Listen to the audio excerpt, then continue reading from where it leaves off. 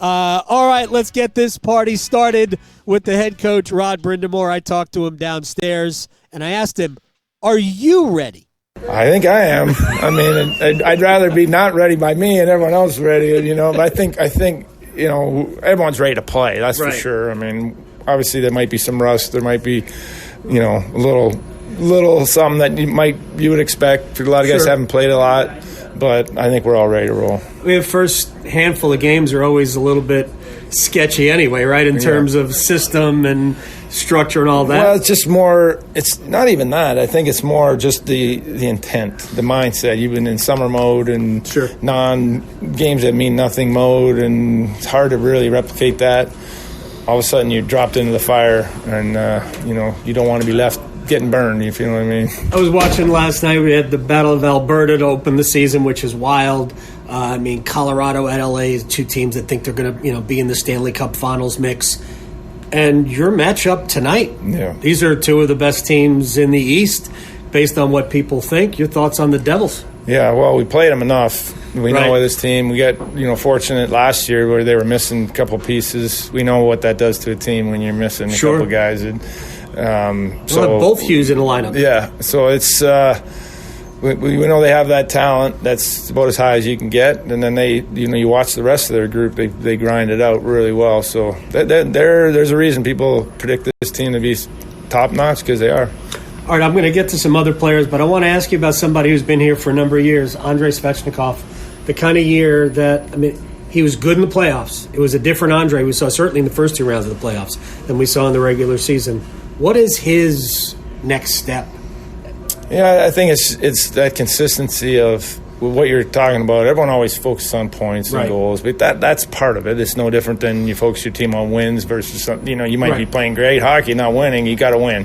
You got to get on the score sheet. But it's that impactful Andre that you're really talking about, where you notice him every game. Yep. Like, he needs to be that, and then obviously hope the goals come with it. But that has to be the first part. Is he getting 5-6 shots in the game? Are there a couple breakaways? Like, even in the preseason game, you had 3, I think, breakaways. Doesn't score. We got to convert one of those.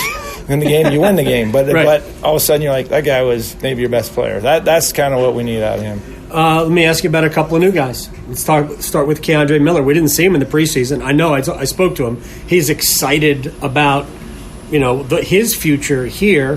What are your expectations of him as a player? Yeah, I'm with you. I'm excited about what he can bring in the future for sure. Young player, a great athlete.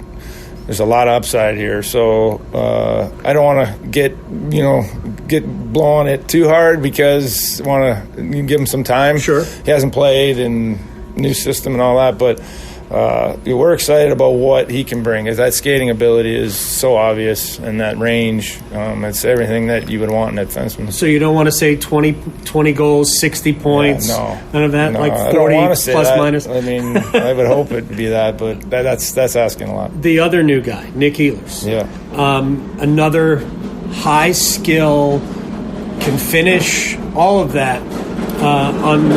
Playing with Aho and Jarvis. Yeah, well, that's what he's there for. They in preseason they had some chances, didn't finish. So we got to get that. We got those guys to happen. I'm not sure they tried. Right. I'm hoping that's kind of what went on there. But no, you're right. That's why we went after him. Just, can we get another guy to be more of a finisher? Get that chance that we seem to create the chances over the years, but can another guy to finish it? And so hopefully that's what happens. Logan Stankoven at center. I'm curious, not that, you're going to try to win the game tonight, but do you try to put him in situations that are going to test whether or not he can be what you want? Be. Just playing, you're going to be now. You're playing against real players, and I understand where there might be a deficiency just because he hasn't played the position, so we got to give him some slack there. But I think overall you're getting, your better players out there a little bit more. That's essentially what's happened. You're moving them into the top role, and you put them in that mix with your other better players, and hopefully there's some chemistry, which is what in the games he played, their line was always, every night was creating the offense. So that's why you make that move. What is the next step for Jackson Blake? I think, he's been a special player, and it's getting, you want to look at the end of the year and not have whatever, 50 points, maybe can we get him to the higher, right? Like it seemed like you watch him play, you would think he had way more points because he's all over it all night. We got to, again, we talk about finish. We got to get a little more on the score sheet, but his impact in the game, kind of like Andre's, different way he does it, but he's every game that he's played, you notice him, and that's what he has to continue to do. I remember a year ago now talking about him, and you saying we just got to figure out a way to get him more ice time. Yeah. But he just kept growing as a player. Let's talk about Alexander Nikishin, and then we'll wrap it up. I know Alex has the language barrier that's going to be a problem, but he's itching to go and make an impact. What are your thoughts on especially the beginning of the season for him?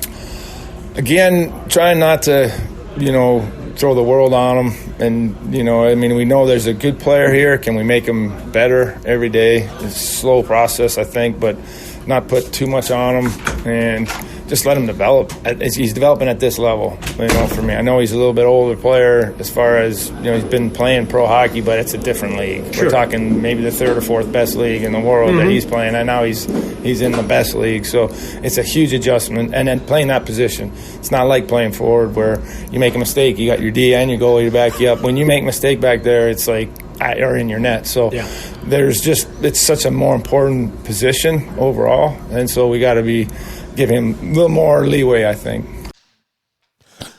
Oh, man, I am excited. The first regular season conversation with Rod Brind'Amour. I remember when we started the preseason, I said the first of, 113 of these.